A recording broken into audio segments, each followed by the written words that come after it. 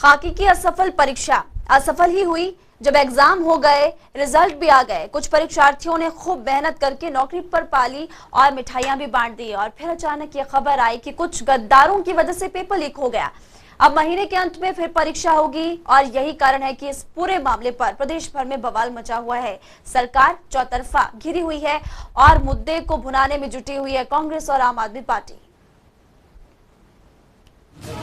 वर्दी पहन प्रदेश की सेवा करने का सपना लिए 75,000 से ज्यादा बच्चों ने पेपर दिया। आस थी कि उन्हें प्रदेश की सेवा करने का मौका मिलेगा। हौसला था कि नौकरी मिलेगी, माता पिता का नाम रोशन होगा। लेकिन खाकी की ये परीक्षा भी JOAIT परीक्षा की तरह असफल हो गई।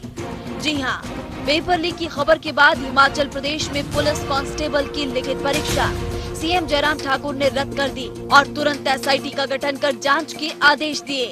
तो थोड़ा सा जिस बात को लेकर के थोड़ी सी शंकाएं हैं, आशंकाएं हैं, उनको ध्यान में रखते हुए हमने तुरंत निर्णय लिया है कि इस भर्ती की प्रक्रिया के सिलसिले में जो रिटन टेस्ट जो कंडक्ट किया गया था उसको रद्द किया गया। शुरुआती दौर में पुलिस ने 4 आरोपियों को गिरफ्तार किया था।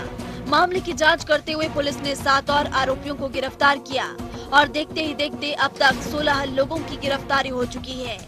लेकिन विपक्ष इस मुद्दे को भुनाने में कोई कसर नहीं छोड़ रहा। विपक्ष की तरफ से इसको लेकर प्रदेश भर में प्रदर्शन भी किए गए। फिर चाहे कांग्रेस हो या आम आदमी पार्टी, दोनों की तरफ से सरकार को जमकर घेरा गया। विपक्ष का ये कहना है कि सरकार ने युवाओं के भविष्य के साथ खिलवाड़ किया है और पूछने पर आसानी से कह दिया कि जांच SIT कर रही है। तो सीधा जवाब देंगे, घटना घटित हुई है और इस घटना को गंभीरता से हमने लिया है। इसको राजनीतिक दृष्टि से देखने की जरूरत नहीं है। जो दोषी हैं उनको तलाशेंगे, ढूंढेंगे और कार्रवाई करेंगे। कितने बच्चे जिनका भविष्य इससे जुड़ा था, जो दर बदर भटक रहे थे रोजगार के लिए और उनको कोई रोजगार नहीं मिला। अबाउट द चिल्ड्रन जिनका फ्यूचर इसमें इन्वॉल्व है, जिनकी एज जा रही है, ओवर एज हो जाएंगे, आने वाले समय में उनको कोई रोजगार भी नहीं मिलेगा। तो ये I think it has to be taken. आप लगातार कर रहे हैं। जितना बड़ा खिलवाड़ जयराम ठाकुर जी के समय में हुआ वैसा कभी भी नहीं हुआ। इनको याद किया जाएगा भर्तियों में खिलवाड़ करने के लिए, सौदेबाजी, लूट के लिए। पुलिस जैसे डिपार्टमेंट की भर्ती का ये हाल है। बयानों का ये दौर तो इसी तरह से जारी रहेगा, लेकिन जरूरत है धांधली करने वालों पर सख्त कार्रवाई करने की, क्योंकि नोट फेंक कर नौकरी हासिल करने वालों के सामने गरीब तबका पिस जाता है। जो लोग पैसों से नौकरी नहीं खरीद सकते, वो कैसे रोजगार पाएंगे? और सोचिए, जो ईमानदारी से नौकरी हासिल नहीं कर सकता, वो नौकरी ईमानदारी से कैसे करेगा? बहरहाल ये तो हम, आप और जिम्मेदार अधिकारियों और साथ ही जिम्मेदार सरकार को खुद समझना होगा कि अब की बार ऐसी कार्रवाई करने की जरूरत है कि मिसाल पेश हो जाए और कोई दोबारा ऐसी धांधली करने की कोशिश ना करे। ब्यूरो रिपोर्ट, जनता टीवी। तो पूरे प्रदेश में इसको लेकर बवाल मचा हुआ है। एक तरफ जहां बीजेपी सफाई दे रही, तो वहीं पर कांग्रेस और आम आदमी पार्टी लगातार सवाल इस पूरे मामले को लेकर सरकार पर खड़े कर रही है। इस वक्त 3 पार्टियों के प्रवक्ता हमारे साथ जुड़े हुए हैं। करुनंदा प्रवक्ता बीजेपी मीडिया से प्रभारी भी हैं, वो हमारे साथ जुड़े हुए हैं। इसके अलावा संजीव गांधी प्रवक्ता कांग्रेस भी हमारे साथ जुड़े हुए हैं। गौरव शर्मा प्रवक्ता आम आदमी पार्टी के इस वक्त हमारे साथ जुड़े हुए हैं। आप सभी का जनता टीवी पर बहुत बहुत स्वागत। मेरा सबसे पहला सवाल आपसे करुनंदा जी, आपके राज्य में क्या हो रहा? पहले JOAIT परीक्षा जो है वो रद्द हो गई, उसके बाद फिर पुलिस भर्ती परीक्षा। देखिए कि हमारी जो गवर्नमेंट है वो एक रिस्पॉन्सिव गवर्नमेंट है और संवेदनशील गवर्नमेंट है, और जिस प्रकार से हमारे को किसी भी प्रकार की एक पुष्टि होती है कि एक गलती जो है वो सिस्टम द्वारा की गई है, तो उसके ऊपर हम इमीडिएटली लगाम लगाने का प्रयास करते हैं। आप देखेंगे कि जब जयराम ठाकुर जी ने इन परीक्षाओं के ऊपर लगाई और रोक लगाई और उसको फिर से घोषित किया, तो उनके ऊपर जो है सरासर एक दुख झलक रहा था कि इस प्रकार की गलती जो है वो अधिकारियों या अपने जो बीच के वो आपके जो मिलमैन होते हैं उनसे हुई है। और उन्होंने माना कि देखिए कहते कि इस प्रकार से ये हुआ है, ये ठीक नहीं है, और इसके ऊपर तुरंत जो है SIT का गठन किया गया। और SIT के गठन के बाद जो है जिस प्रकार से इसमें रिपोर्टें बन रही है, तो अगर उच्च स्तर की जांच भी इसमें करवानी होगी तो हमारे मुख्यमंत्री जयराम ठाकुर इसमें पीछे नहीं रहेंगे। और सबसे बड़ी अच्छी बात ये है कि देखिए कि अगर एक प्रक्रिया को रोका गया है, तो अगर किसी व्यक्ति जो अंडर वैल्यू है और उसको जॉब मिल जाए तो वो एक सिस्टम के लिए कितना गलत चीज होती है वो आप समझ सकते हैं। जब एक परीक्षक जो शिक्षार्थी है उससे इंटरव्यू में पूछा जाए कि आपके प्रधानमंत्री और मुख्यमंत्री का नाम क्या है और वो ना ले पाए, और अगर वो मिनिस्टर्स का नाम ले पाए और अपने भौगोलिक परिस्थितियों का नाम ना ले पाए, तो ये लिखित परीक्षा पास करके कैसे आया है, ये हमारे लिए एक चिंता का विषय है। तो इस प्रकार के अगर अधिकारी अगर बन जाते हैं तो आप सोचिए कि आपका सिस्टम का क्या होगा। तो इसको लगाम दी गई है। जो पढ़ने वाले लड़के हैं वो अगली परीक्षा में भी पास होंगे, ये निश्चित है। जी, आप जांच की बात यहाँ पर करें कि तुरंत SIT का गठन कर दिया, जांच जारी है, लेकिन आपके ही राज्य में ऐसा क्यों हो रहा है? देखिए, मैं नहीं बोलना चाहता, पर ये कांग्रेस राज में भी जो है पुरानी प्रवृत्ति चली आ रही थी। आप देखिए, कांग्रेस में भी जो है बैकडोर एंट्रियां हुई है। जब HP कोऑपरेटिव बैंक में आपकी भर्तियां हुई है तो उसमें बड़े तादाद में जो है लोगों को वहाँ भर्तियां दी गई है। नामित मैं नहीं करूंगा, पर वहाँ पे जो है मुख्यमंत्री तब राजा वीरभद्र सिंह जी थे, उनके जो स्टाफ के मेंबर भी थे, उनके जो है बच्चों को भी नौकरियां दी गई है, आउट ऑफ द वे जाके दी गई है। ठीक है, और जवाब ले लेते हैं इस पर, कांग्रेस प्रवक्ता से इस पर जवाब ले लेते हैं। संजीव गांधी जी, आपके राज्य में भी बैकडोर एंट्रियां हुई है, इस पर आप क्या कहेंगे? देखिए, ये बहुत दुर्भाग्यपूर्ण है कि इस तरह की जो लगातार जो है इस तरह का जो स्कैम है, रैकेट है, वो हमारे प्रदेश में चलता आ रहा है।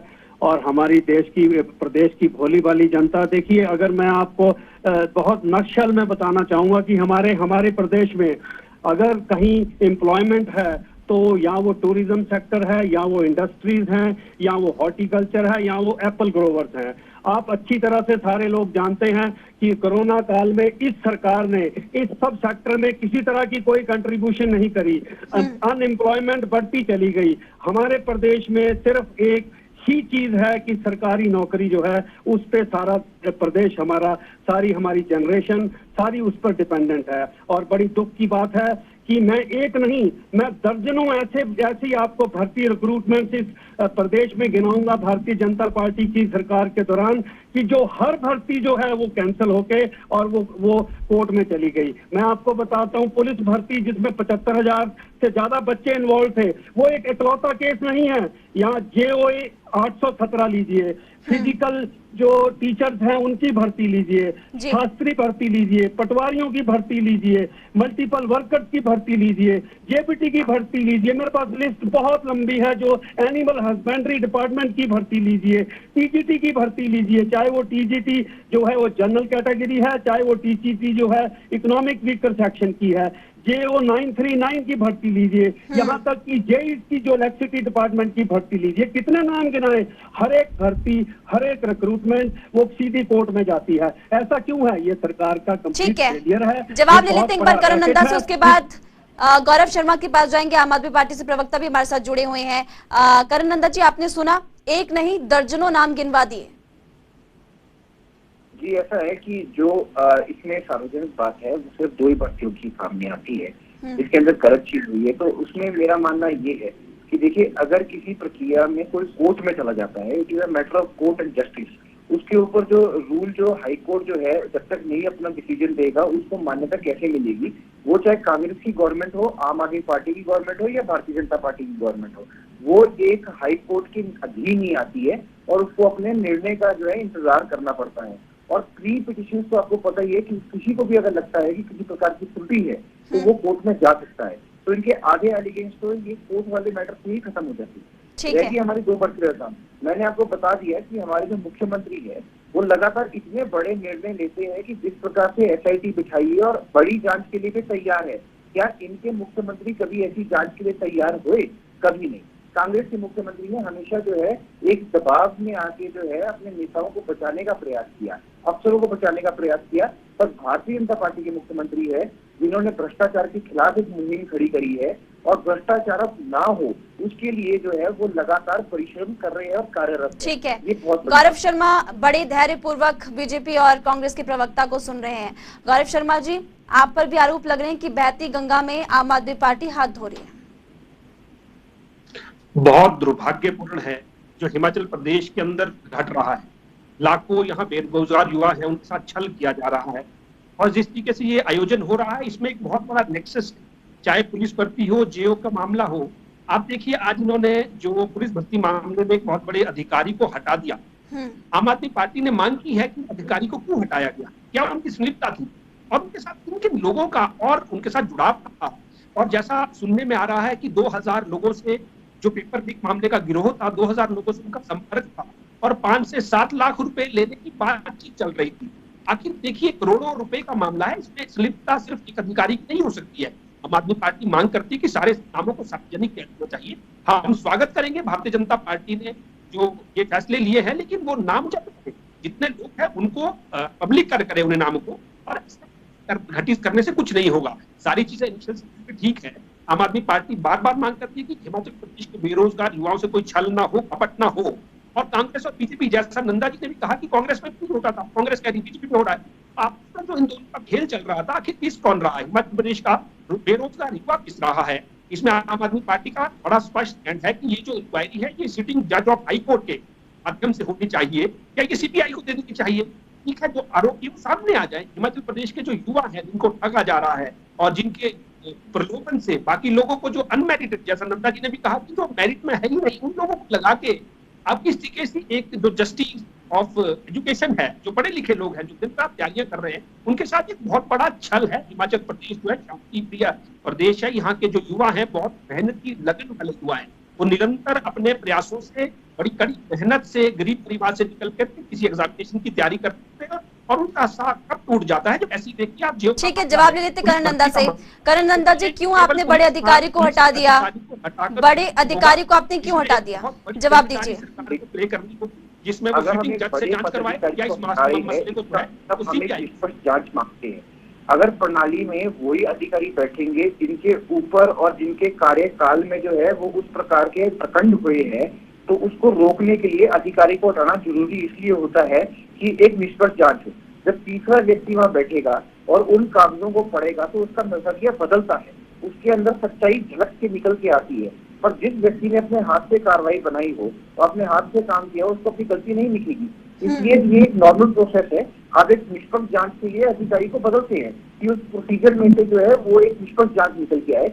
तो ये केंद्र में भी होता है, प्रदेश में भी होता है, अन्य प्रदेशों में भी होता है। तो it is to have a transparent solution and जांच। आपको एक अधिकारी को हटाना ही पड़ता है, वैसा कोई बुरी बात नहीं है इसके अंदर। ठीक है, आप दोनों बने रहिए हमारे साथ। संजीव गांधी जी भी लगातार हमारे साथ बने हुए हैं। कांग्रेस को ऐसा क्यों लग रहा है कि सरकार संवेदनशील नहीं है? मुख्यमंत्री जयराम ठाकुर के सामने मामला है तो तुरंत उन्होंने रद्द कर दी और अब कह रहे हैं कि इसी महीने के अंत में परीक्षा हो जाएगी, यानी कि पारदर्शिता तरीके से पेपर लीक मामले पर कार्रवाई भी हो रही है और फिर से परीक्षा होगी। तो कांग्रेस को इसमें क्या दिक्कत? नहीं, देखिए सुनिए, एक बार हो, 2 बार हो, कोई बात समझ आती है। ये कोई हल नहीं है कि आप ये बोलिए कि जी मामला कोर्ट में चला गया, कि मामला जो है एक कमेटी बैठा दी। क्या हर बार यही हल है कि आप जो है वो पेपर लीक करें या आप जो है वो स्कैम और रैकेट को बढ़ावा दें और उसके बाद बोल दें हमने कमेटी गठित कर दी और कमेटी अपना फैसला दे रही है, जल्द फैसला जो आएगा और हम उस पर एक्शन लेंगे? ऐसा क्यों है हर बार? इसका मतलब ये नहीं है कि हर रिक्रूटमेंट में हर बार, चाहे वो बड़े लेवल की है चाहे वो छोटे लेवल की है, हर बार वो एक ही प्रोसेस अडॉप्ट करना है।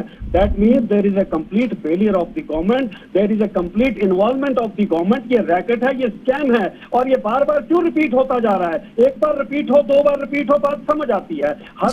हर बार यही हो रहा है, तो इसका मतलब है ये फेलियर है गवर्नमेंट का और इसमें जो है इनकी मिलीभगत है और इस चीज को जो है वो जनता जो है ये जवाब देने वाली है। आप देखिए लाखों लोगों का, मैं पहले भी बोल चुका हूँ, हमारे प्रदेश में बच्चों का भविष्य जो है वो हर घर से, हर परिवार से आपको गवर्नमेंट में एम्प्लॉयज मिलेंगे।